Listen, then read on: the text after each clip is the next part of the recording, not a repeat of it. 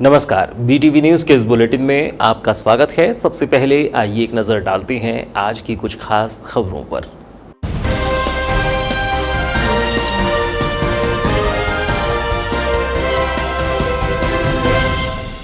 कटंगी तिरोड़ी विद्युतीकरण CRS 9 को railway संरक्षा आयुक्त टीम करेगी रूट परीक्षण। नए रेल मार्ग पर रेल यात्रा को मिलेगी हरी झंडी। यात्रियों को रेल सेवा के प्रारंभ होने का इंतजार। पेट्रोल डीजल के दामों में हो रही कदमताल। मूल्य वृद्धि में डीजल के दाम हुए 100 के पार। बालाघाट में विरोध स्वरूप किया अनोखा प्रदर्शन। पंप का किया तिलक वंदन। लोगों को खिलाई मिठाई। महंगाई को लेकर सरकार पर बरसे ट्रांसपोर्टर। हड़तालरत नर्सों ने दोहराई अपनी मांगे। राज्य मंत्री से मिलकर निराकरण की रखी मांग। मांगे पूरी न होने तक जारी रहेगी हड़ताल। हड़ताल से स्वास्थ्य सेवाओं पर पड़ रहा असर। और अब समाचार विस्तार से। समाचार के इस बुलेटिन के साथ मैं हूं महेंद्र अमूले।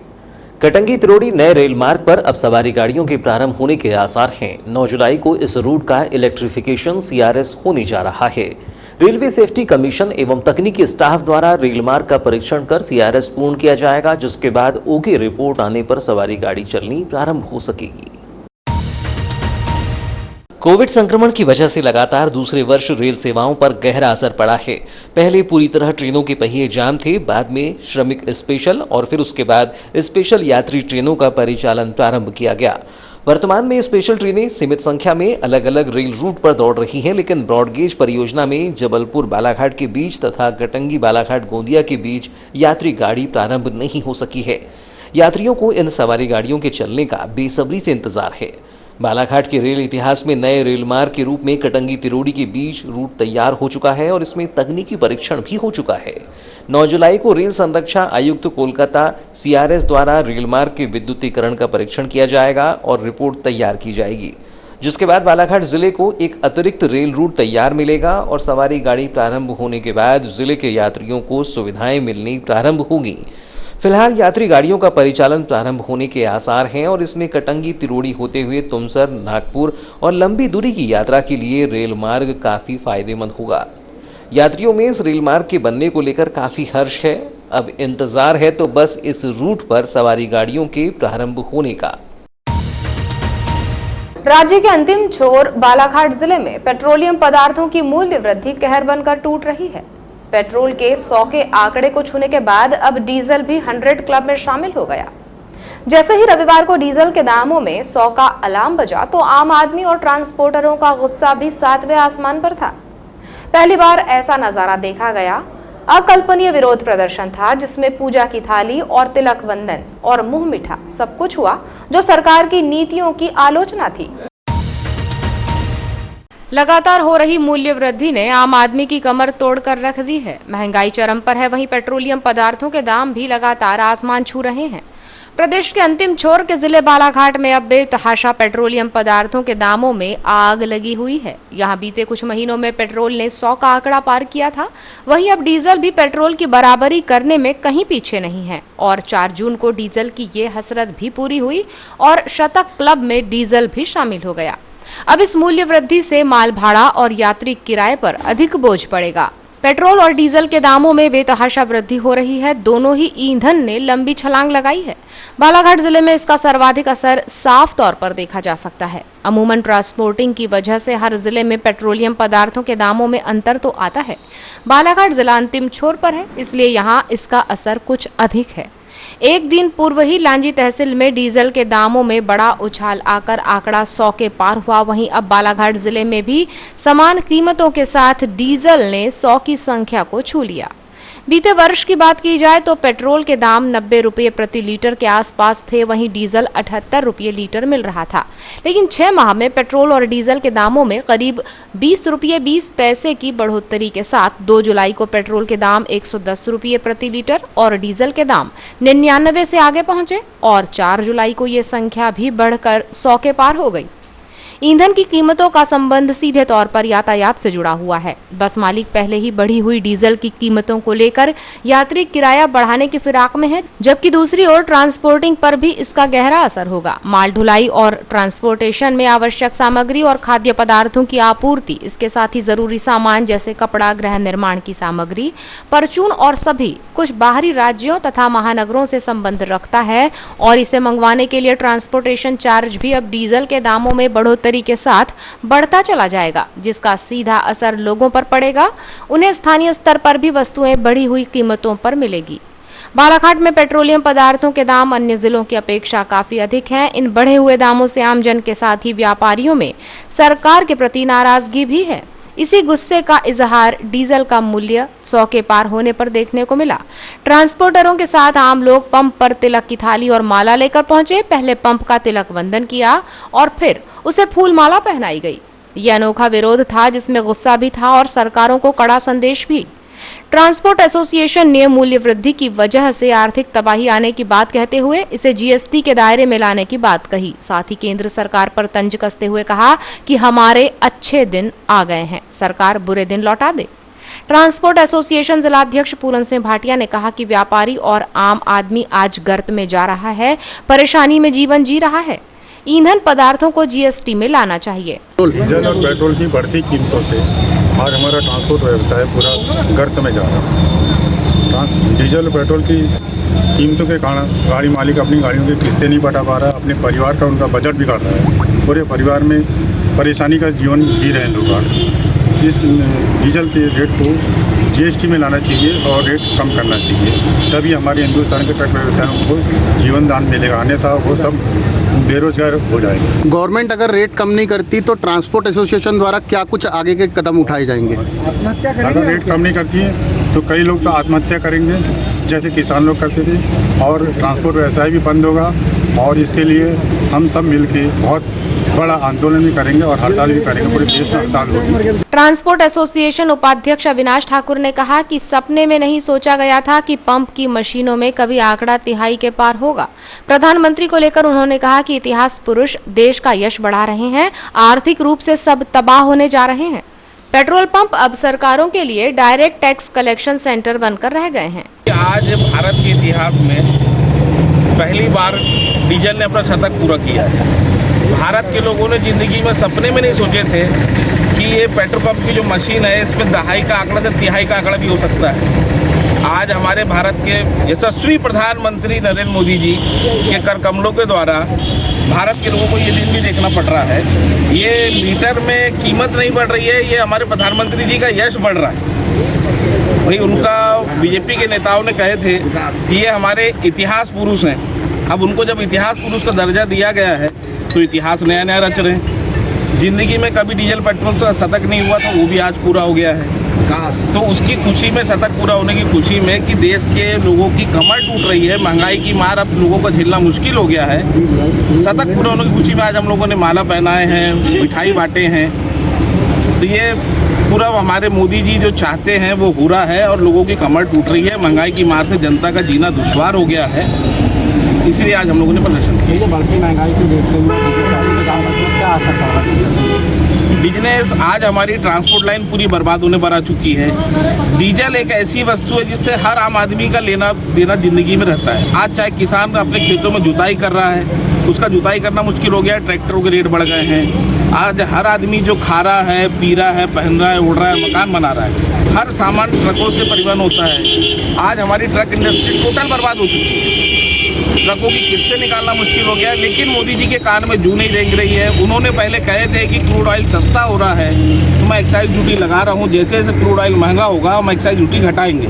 लेकिन गवर्नमेंट ने उसको कमाई का अड्डा बना ली है। और ये जो पेट्रोल पंप है, मैं कहता हूँ इनका नाम बदल करके डायरेक्ट टैक्स कलेक्शन सेंटर रख देना चाहिए, क्योंकि आज 100 रुपये के डीजल में 75 रुपये का टैक्स लगा हुआ है सेंट्रल गवर्नमेंट का और स्टेट गवर्नमेंट का।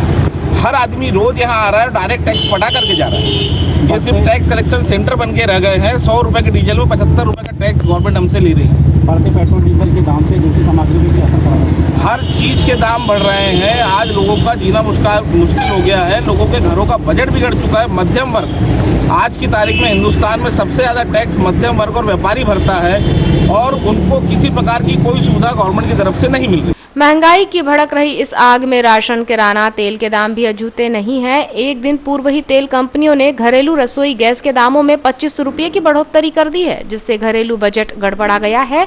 आसमान छूती महंगाई आम आदमी की कमर तोड़ रही है और आर्थिक बोझ लगातार बढ़ता ही जा रहा है। महंगाई का ये ग्राफ कहां जाकर थमेगा, कोई नहीं कह सकता। नर्सिंग एसोसिएशन के बैनर तले नर्सों की 1 जुलाई से प्रारंभ हुई हड़ताल जारी है। जिले भर में नर्सें धरने पर बैठकर अपनी मांगों के लिए आवाज बुलंद कर रही हैं। इसी कड़ी में 4 जुलाई को हड़तालरत नर्सों ने आयुष मंत्री से मुलाकात कर राज्य सरकार से मांगे मनवाने का प्रयास किया। प्रदेश नर्सेज एसोसिएशन के नेतृत्व में 1 जुलाई से नर्सों ने अनिश्चितकालीन हड़ताल प्रारंभ की है। बालाघाट जिला अस्पताल में पदस्थ 122 नर्सें हड़ताल में शामिल हैं। अस्पताल परिसर में इन नर्सों का प्रदर्शन और सरकार के खिलाफ नारेबाजी कर मांगों को लेकर ध्यान आकर्षण कराने का प्रयास किया जा रहा है। इसी बीच हड़तालरत नर्सों के काम पर नहीं आने की वजह से अस्पताल में मरीजों को स्वास्थ्य लाभ में दिक्कतों का सामना करना पड़ रहा है।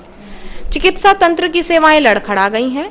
धरनारत नर्सों की मांग है कि उन्हें उच्च स्तरीय वेतनमान दिया जाए, पुरानी पेंशन योजना लागू की जाए, कोरोना काल में शहीद हुए स्टाफ नर्स के परिजनों को अनुकंपा नियुक्ति और 15 अगस्त में राष्ट्रीय कोरोना योद्धा अवार्ड से सम्मानित किया जाए। समान कार्य समान वेतन 2018 के आदेश भर्ती नियमों में संशोधन करते हुए जो नियम बना है उसमें प्रतिनियुक्ति समाप्त कर स्थानांतरण की प्रक्रिया शुरू की जाए और मेल नर्स की भर्ती की जाए सहित अन्य 12 सूत्रीय मांगों का समावेश है। इन्हीं मांगों की पूर्ति के लिए नर्सों ने 4 जुलाई को सर्किट हाउस में पहुंचकर आयुष मंत्री रामकिशोर कावरे से भेंट करते हुए अपनी मांगों को शासन के समक्ष रखकर मनवाने का प्रयास किया, जिसमें नर्सेस संघ की अध्यक्ष ज्योति चंदेल ने कहा कि अपनी 12 सूत्रीय मांगों को लेकर वे हड़ताल कर रहे हैं। शासन को उनकी मांग माननी चाहिए। उन्होंने कहा कि पदोन्नति, वेतनमान, स्थानांतरण बिना वजह न किए जाएं, साथ ही अन्य अहम मांगे हैं। राज्य मंत्री से इस संबंध में चर्चा हुई है। हमारी जो 12 सूत्री मांगे थी, पदोन्नति वाली, वेतनमान बढ़ाने वाली और उच्च शिक्षा में किसी प्रकार का आयु बंधन नहीं होना चाहिए, नाइट ड्यूटी अलाउंस के लिए और स्थानांतरण बिना वजह नहीं होना चाहिए, इसके लिए भी बताया गया है। क्या आश्वासन मिला भी? हमें बहुत सारे अच्छा आश्वासन दिए सर ने कि मैं पूरा प्रयास करूँगी कि आपकी मांगे पूरी हो। कब तक का मिला है कि कब तक पूरी कर सकते हो? लंबा समय हो गया, 4 दिन हो गए आज। हमारी रेखा परमार दीदी जो है वो भोपाल में अभी सोमवार के दिन मीटिंग है, उसके बाद ही जो निर्णय निकलेगा उस पर हम लोग अमल करेंगे और उसके बाद ही हम आपको बताएंगे कि इस टाइप का क्या सॉल्यूशन रहा। जब तक हड़ताल पे रहेंगे, जब तक हम लोग हड़ताल पे ही रहेंगे। राज्य मंत्री रामकिशोर कावरे ने कहा कि नर्सों के हड़ताल पर जाने से समस्याएं तो हुई हैं, इनकी मांगों पर आवश्यकता अनुसार विचार किया जाएगा। शासन को इससे अवगत कराते हुए हल निकाला जाएगा। आज हमारे नर्सेस बहनों ने अपने मांग को लेकर मुझसे मिलने आए थे और वो हड़ताल पे हैं। उनके 8-10 बिंदु हैं। इस विषय को लेकर माननीय स्वास्थ्य मंत्री जी, माननीय चिकित्सा मंत्री जी से चर्चा करेंगे, माननीय मुख्यमंत्री जी के ध्यान में लाएंगे। यथा उचित जो विषय है माननीय मुख्यमंत्री जी को निर्णय लेना है और सारा का सारा हमारे बालाघाट जिले का भी हमारे बहनों ने बात यहाँ पर हमारे बहनों ने रखी है, तो वो विषय को लेकर माननीय मुख्यमंत्री जी से मैं परसों के दिन भोपाल में रखूँगा। निश्चित रूप से विचार किया जाता है। क्या कारण है कि कोविड काल में जब फ्रंट लाइन में वर्कर काम करते हैं, तो कोविड काल में उन लोगों को आज हड़ताल पे जाना पड़ा? सरकार के खिलाफ काफ़ी नाराजगी व्यक्त की है। देखिए सर, ये तो सतत प्रक्रिया है, मांग हमारी रहती है। आवश्यकता के अनुसार समय समय पर मांगे बढ़ाई भी जाती है, बढ़ती भी जाती है, सुविधाएँ बढ़ाई भी जाती है, बढ़ती भी जाती है। तो ये जो मांगे हैं वो मांग पर विचार किया जाएगा। कहीं ना कहीं इन लोग के हड़ताल पे आने से लोगों को दिक्कत हो रही है, प्रभावित हो रही है, तो कहीं ना कहीं सरकार की दिशा में इससे असर पड़ रहा है। देखिए, स्वास्थ्य सुविधा पे असर तो होता है। यदि एक घर में 3 व्यक्ति हैं और तीनों व्यक्ति कहीं बाहर चले जाएंगे तो घर सुना होता है। पर घर को देखने के लिए जो मुखिया की जिम्मेदारी है वो व्यवस्था करते हैं अभी किसी प्रकार के ऐसे स्वास्थ्य सुविधा में किसी प्रकार की दिक्कत नहीं है। हाँ, ये सही है कि हमारी बहनें हड़ताल पे गई हैं, तो उनके न रहने से कहीं ना कहीं थोड़ी बहुत कमी है। अखिल भारतीय विद्यार्थी परिषद ने रविवार को स्वामी विवेकानंद की 119वीं पुण्यतिथि पर स्वामी जी को याद किया। इस अवसर पर छात्र संगठन के पदाधिकारियों ने भी स्वामी जी के बताए पथ पर चलने का संकल्प लिया। अखिल भारतीय विद्यार्थी परिषद ने पीजी कॉलेज परिसर में स्थित विवेकानंद की प्रतिमा पर माल्यार्पण किया। अखिल भारतीय विद्यार्थी परिषद के युवाओं ने प्रेरणा स्रोत स्वामी विवेकानंद की पुण्यतिथि पर उनकी मूर्ति पर माल्यार्पण कर श्रद्धा सुमन अर्पित किए। भाजपा जिला उपाध्यक्ष भूपेंद्र सुहागपुरी ने स्वामी विवेकानंद को याद करते हुए कार्यकर्ताओं को बताया कि स्वामी जी ने कहा था कि आओ हम नाम, यश और दूसरों पर शासन करने की इच्छा से रहित होकर काम करें। काम, क्रोध एवं लोभ इस त्रिविध बंधन से हम मुक्त हो जाएं और फिर सत्य हमारे साथ रहेगा। स्वामी जी विश्व में भारतीय संस्कृति को गौरवान्वित करने वाले युग प्रवर्तक थे। सभी युवाओं को उनके पदचिन्हों पर चलने का संकल्प दिलाया गया। स्वामी विवेकानंद की पुण्यतिथि पर उन्हें नमन करते हुए कहा गया कि भारत का नाम विश्व में अमर हुआ है। स्वामी विवेकानंद जी की पुण्यतिथि के अवसर पर शहर और महाविद्यालय के युवाओं के साथ हम यहाँ पर स्वामी विवेकानंद जी को नमन करने आए हैं। जैसा कि आपने देखा है कि स्वामी विवेकानंद जी के कारण भारत का नाम विश्व में अमर हो गया है। पात्रता परीक्षा उत्तीर्ण शासकीय अध्यापक शिक्षक संघ और आजाद अध्यापक संघ ने संयुक्त रूप से अध्यापक शैक्षिक संवर्ग की मांगों को लेकर राज्य मंत्री रामकिशोर कावरे से मिलकर वेतन विसंगतियों पर राज्य शासन का ध्यान आकर्षण कराए जाने की गुहार लगाई।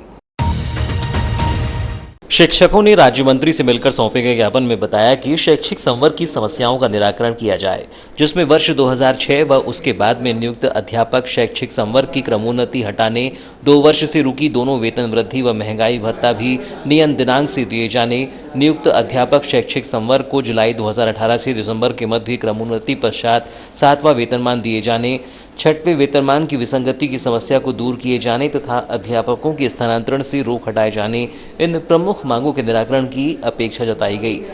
इस दौरान काफी संख्या में शिक्षक उपस्थित रहे।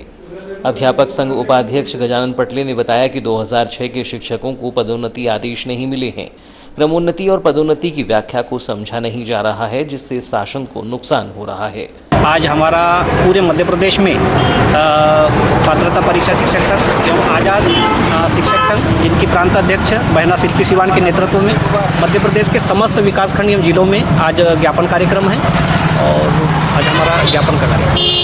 क्या क्या मांगे हैं आप लोगों की मुख्य रूप से? ज्ञापन में हमारी मुख्य मांग सर्वप्रथम अपन ने ये रखे हैं कि जो हमारे साथियों के 2006 वालों के आज प्रथम नियुक्ति दिनांक से 15 वर्ष हो चुके हैं, इसकी क्रमोन्नति आज दिनांक तक नहीं हुई है। 12 वर्ष में क्रमोन्नति के आदेश जारी होना था, लेकिन लंबित लगभग 3 वर्ष से अभी उनके क्रमोन्नति आदेश जारी नहीं हुए। इसे तुरंत बहाल किया जाए। दूसरी मांग है हमारी 6वें वेतनमान की। इस मांग को लेकर के लगभग हम 2 साल से शासन से रूबरू हो रहे हैं।